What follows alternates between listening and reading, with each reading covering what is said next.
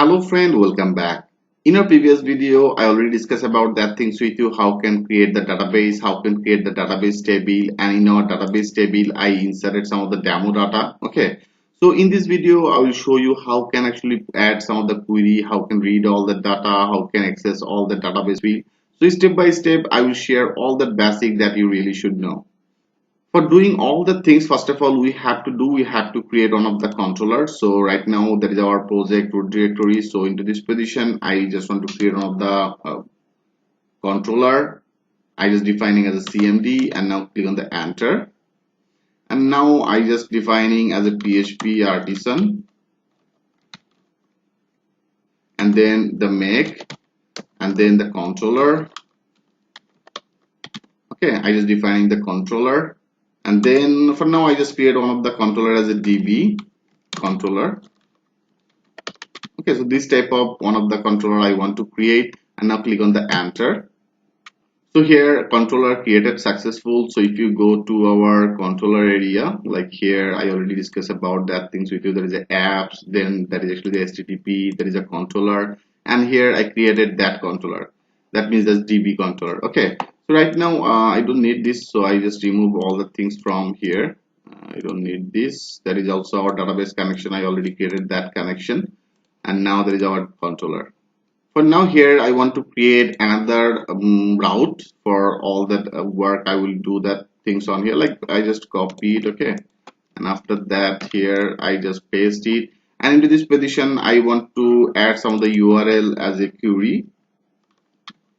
Okay, so that will be our URL, and I already created one of the controller as a db controller, and here I just define the db controller, and into the db controller I will create one of the method as a index. So that is the method I have to create in our controller area, that means here. So now here I want to create one of the method, and I already discussed about that things with you, how I can create that method like as a public and then function, and here I just name it as index. Okay, so here I created one of the method as index method, and into this position first of all I want to actually they have all the data. That means we already created one of the database as a sample, and here I already created one of the table as an employee. Okay, so now I want to actually access all the data. So I want to access all the data from here. So if you want to do that work, first of all you have to actually create a connection with the database to your project. So right now here I want to do that work. For the reasons I just take one of the variable as a all. Okay, I just define them as all, and now in Laravel they have some of the command like as a db. Okay, and db that actually mean that you should be create a connection with your database. So for the reasons I just define that db, and here our table name. So I just defining the table, and our table name here I have to write down on particular disposition. So right now I want to access which table. I want to access this table as an employee table. So here I just defining the employee, and then I want to get all the data. So here you have to write down as a get.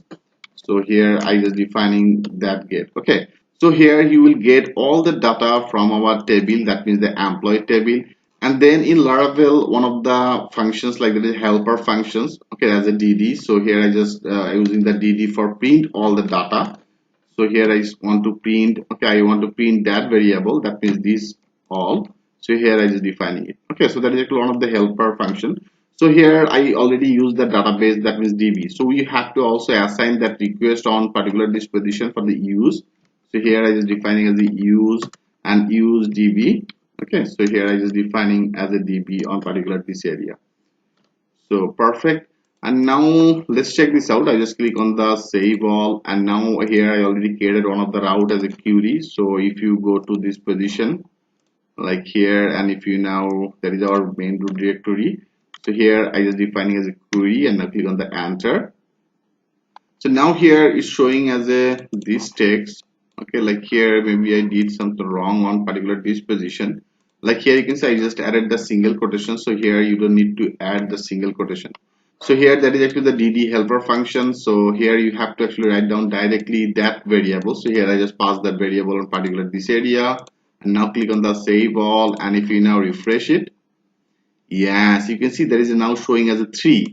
So there is a 0 1 2, and so you can see this all the data. So all the data which I actually created in our employee table. So here there is all the data is now visible on particular this position. So he perfectly read all the data from the database and visible that things on here. I hope you can well understand about it. So now here, if you only want to specify some of the field, like here there is a name field, there is a phone, there is email or CT. Okay. So if you in database here, you can see there is email field, there is a CT field, there is the age field. So if you want to select only a specific some of the field, so how can actually do that work? So I just want to get some of the specific field data. So for doing this here, you have to do like into this position. In this position, I just defining another method as a select. Okay, select, and into the select here you have to define that all that name. So here I just define that name, like right now I want to display the like that is actually the name. Okay, so here I want to display the name, so I just define the field name as a name, and then also I want to display another three field. So I also want to display the another field like as a city. So I just copy that city, and here I just define that city, and also I want to display that age. So I just copy that field name. So that's all that our database field name. Here you can see that is actually our database all the field name. So for now here I want to display that name. Okay, so that is the age.